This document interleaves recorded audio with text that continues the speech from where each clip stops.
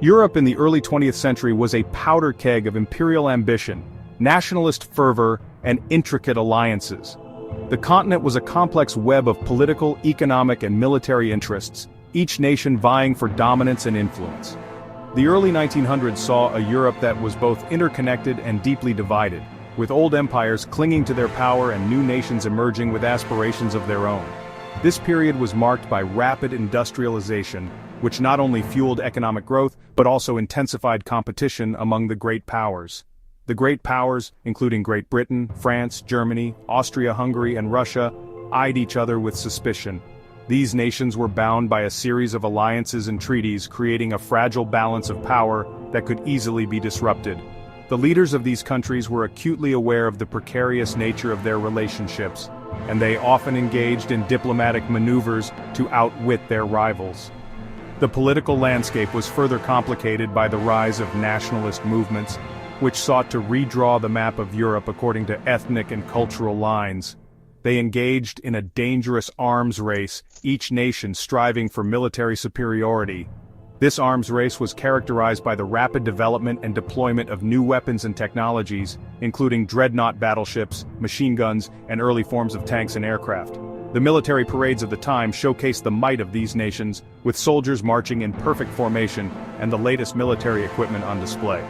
The buildup of arms created a sense of inevitability about the coming conflict, as each nation prepared for the possibility of war. The Balkans, a region simmering with ethnic tensions, became a focal point of this rivalry. The area was a melting pot of different ethnic groups, each with its own aspirations and grievances. The decline of the Ottoman Empire had left a power vacuum in the region, which the great powers were eager to fill. The Balkans were often referred to as the powder keg of Europe, because of the volatile mix of nationalism, imperialism, and historical enmities that characterized the region.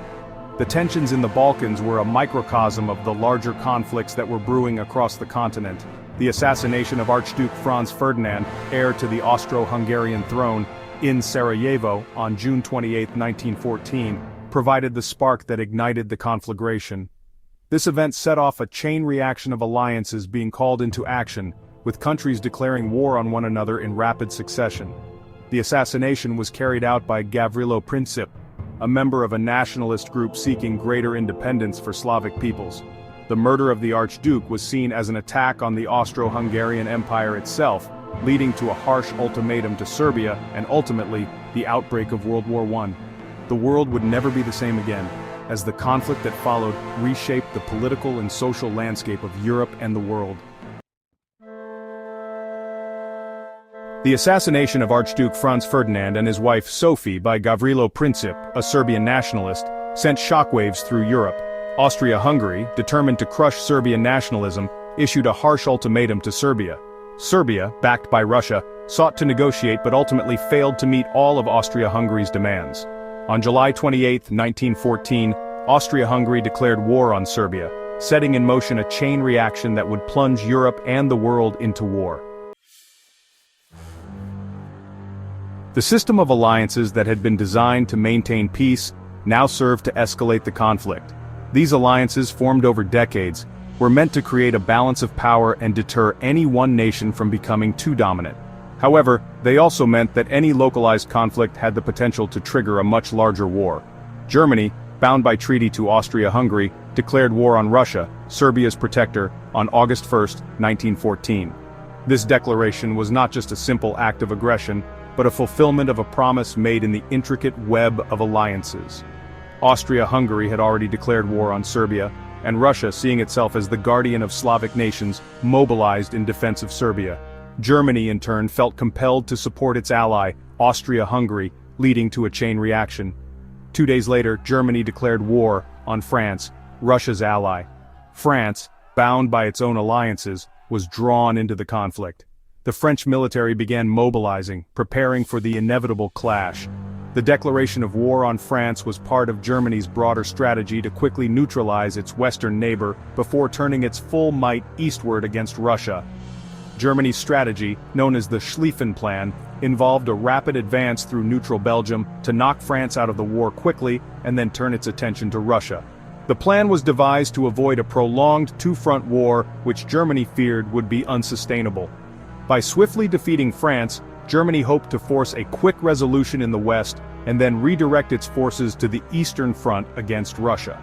However, the plan faltered, and Germany found itself bogged down in a protracted war on two fronts. The invasion of Belgium brought Britain into the war as Britain had guaranteed Belgium's neutrality. The swift victory Germany had hoped for turned into a grueling stalemate, with trench warfare defining much of the conflict. The Western Front became a brutal theater of war, with neither side able to gain a decisive advantage, leading to years of devastating and bloody conflict. The Western Front, stretching for hundreds of miles across France and Belgium, became a nightmarish landscape of trenches, barbed wire, and machine guns. The war devolved into a brutal stalemate, with neither side able to gain a decisive advantage. Millions of soldiers were killed or wounded in futile attempts to break through enemy lines. New technologies of war such as poison gas, tanks, and airplanes added to the horrors of the battlefield. Section 5. Across the Atlantic. The United States, geographically removed from the conflict, initially adopted a policy of neutrality. President Woodrow Wilson sought to mediate a peaceful settlement, but to no avail. However, the war's impact on American commerce and the growing threat posed by German submarine warfare gradually shifted public opinion. The sinking of the British passenger liner Lusitania in May 1915, which resulted in the deaths of over 100 Americans, outraged the American public. Section 6. The U-boat peril. Germany's unrestricted submarine warfare campaign aimed at cutting off supplies to Great Britain posed a direct threat to American shipping.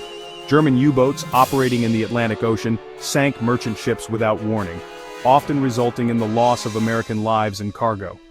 Despite American protests, Germany refused to abandon its submarine warfare, arguing that it was a legitimate military tactic. Section 7. A fateful telegram. In January 1917, British intelligence intercepted a telegram from German Foreign Minister Arthur Zimmermann to the German ambassador in Mexico. The Zimmermann telegram, as it became known, proposed a secret alliance between Germany and Mexico in the event of war between the United States and Germany. In return for Mexico's support, Germany promised to help Mexico regain its lost territories in Texas, New Mexico, and Arizona. The revelation of the Zimmermann telegram further inflamed American public opinion against Germany. Section 8. The Road to War. The cumulative impact of German submarine warfare, the Zimmermann telegram, and growing sympathy for the Allied cause pushed the United States closer to war.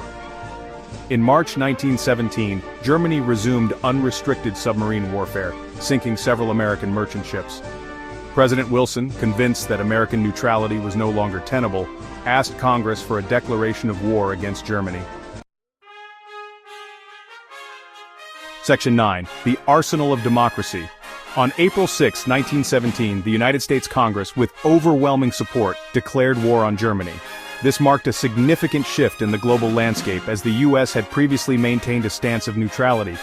The decision to enter the war was driven by a combination of factors, including unrestricted submarine warfare by Germany and the infamous Zimmermann telegram, which revealed a German plot to incite Mexico against the United States. The United States, with its vast industrial capacity and manpower, would soon join the Allied powers on the battlefields of Europe.